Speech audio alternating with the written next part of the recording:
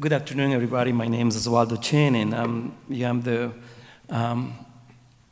president, business agent of local ATU 1622 that represents the bus drivers of Danbury. And I'm very privileged to be here with you guys. And oh my gosh, I did learn a lot about what's going on and received a great amount of education and this afternoon. So for people like us that are interested to fight for social justice, social for equality, and everything else is just wonderful. And I would like to thank you to the church, because many of our churches, they don't want to open the doors for events like this ones. Like we have our Church of Guadalupe it's like 400 or 500 every service, and we have about 5 services on Sunday, and that church is filled about. But they're not open to have this type of conversations and open to the public. And I think it's up to us not to pressure for them to open the doors for everybody. And I think, leadership is not about showing up when it's convenient. I think leadership is when you show up when it's controversial, when you take risks, when you want to be, even though you know that something is going to happen to you, but you're still showing up. And that is leadership. And I think all of us being right here is because we took courage to do that. All of us could be doing wonderful things. We all have things to do right now. But the hour or 2 hours or whatever that we took to stay here is wonderful. And going to about a lot of you guys about our democracy. There are things like our brother mentioned that when people, they're not going to believe or they're not going to change about what's going on. We have our ex-president.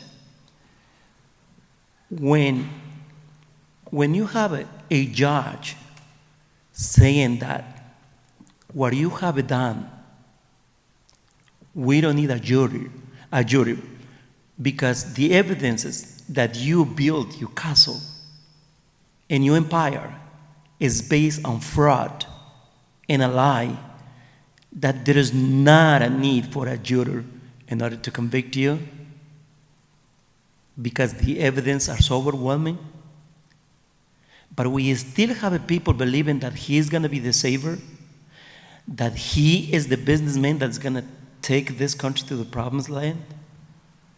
I think that scares me, because people cannot see what's going on with this people, with this person, exactly, and with the party as well.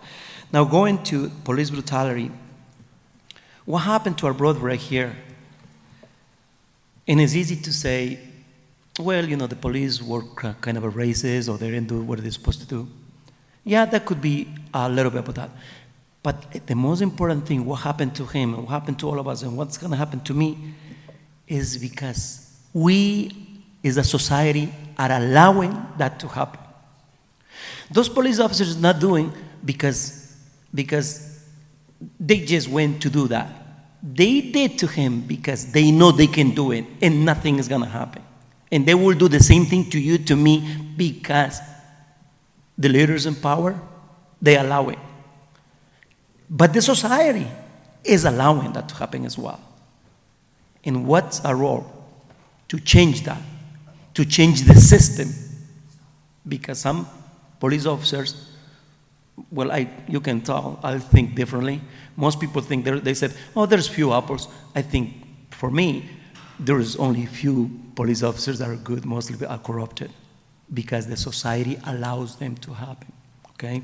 That's one thing. Now, that's the system. Now, talking about racism. Racism always existed, okay? And we have to acknowledge that.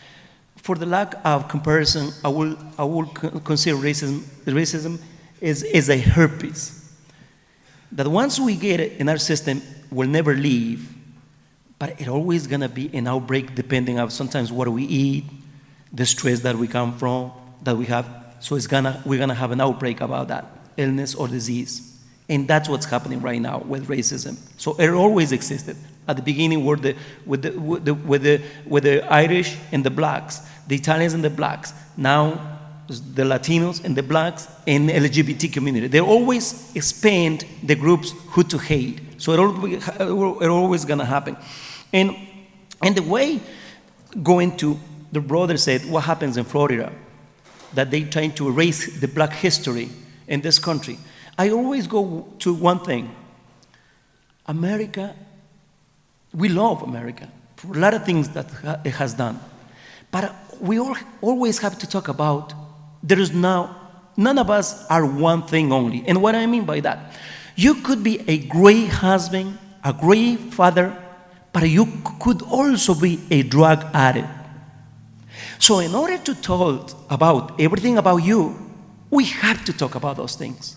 So if we're gonna talk about America, yeah, we can talk about the greatness, about that we are divided society and all that stuff, but also we have to talk about the negative things about our country.